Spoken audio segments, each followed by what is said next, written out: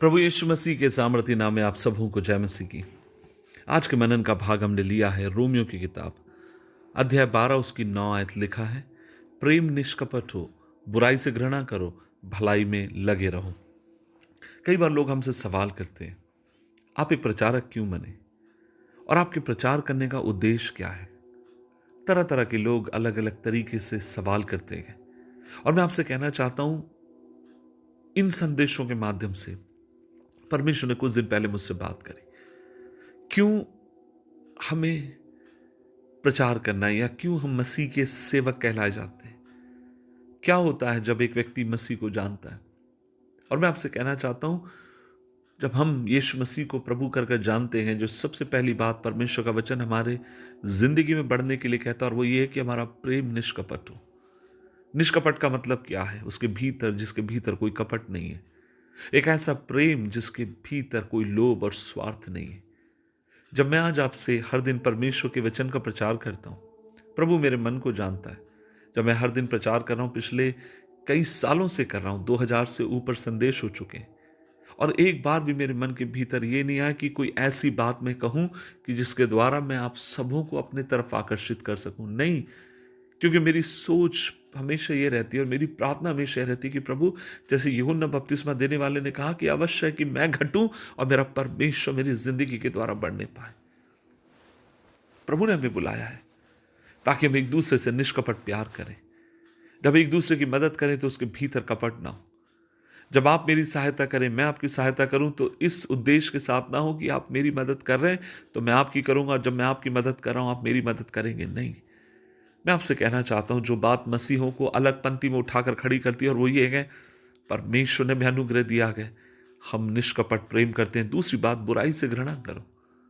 हमें परमेश्वर ने इसलिए बुलाया ताकि पाक और पवित्र जिंदगी हम जी सकें। हमें भीड़ से अलग खड़े रहने के लिए प्रभु ने बुलाया। जो सब कर रहे हैं, जो दुनिया कर रही है, उस बात को करने के लिए प्रभु ने हमसे नहीं कहा। प्रभु हमेशा हमसे उम्मीद करता है कि हम उसके वचनों को माने, और जो व्यक्ति उसके वचनों को मानता है, बाइबल कहती है, वो वैसा व्यक्ति है जिसने चट्टान के ऊपर अपने घर को बनाया है। और जो व्यक्ति चट्टान के ऊपर घर बनाता है, चाहे बाढ़ आए, आंधी या तूफान आए, ऐसे व्यक्ति को कोई भी हिला नहीं सकता। और लास्ट नॉट द लीस्ट, प्रभु का वचन हमसे मांग करता है, और वो ये है, हमें भलाई में लगे रहने की जरूरत है। मैं ये नहीं कह रहा हूं कि आप अपने घर के दरवाजों को खोल दीजिए अनजानों के लिए, लेकिन मैं आपसे ये भी जरूर कहना चाहूंगा, हमेशा परमेश्वर से अनुग्रह मांगिए कि आप जिंदगी में छोटी छोटी भलाइयां करने वाली हो। मैं हमेशा ट्रेन में यात्रा करता हूं। जब कभी मैं ट्रेन में यात्रा करता हूं और मैं जब देखता हूं लोग आरएससी वाले, या मैं किसी बुजुर्ग और वास्तव में किसी को सचमुच तकलीफ में देखता हूं, और जब मुझे लगता है कि मेरी नींद हो चुकी है, मेरा थोड़ा मुझे रेस्ट मिल चुका है ताकि अगली मीटिंग में मुझे जाना है, प्रचार करना है, अगर उस तरीके से अगर मुझे रेस्ट मिल चुका है, मैं हमेशा कोशिश करता हूं किसी और को अकोमोडेट करने के लिए, अपनी सीट देने के लिए। भोजन करते समय जब लंबी लंबी कतारें होती हैं, परमेश्वर मेरे मन को जानता है, मैं हमेशा कोशिश करता हूं पीछे वालों को सामने लेकर आने के लिए।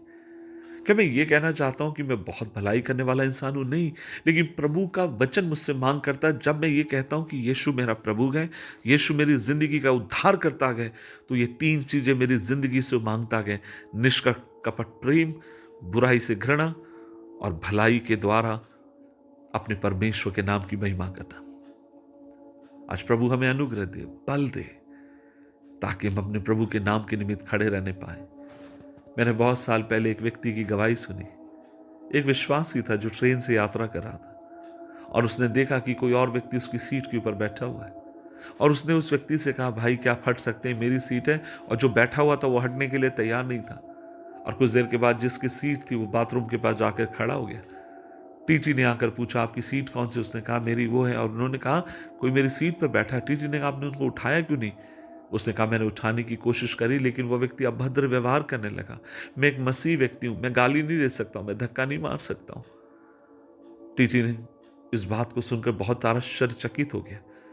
टीटी ने कहा, क्या मुझे आप और थोड़ा अपने बारे में बताएंगे? और उस व्यक्ति ने अपने बारे में और साथ ही साथ प्रभु के बारे में बताया, और ट्रेन के भीतर उस टीटी ने यीशु मसीह को प्रभु जानकर स्वीकार किया।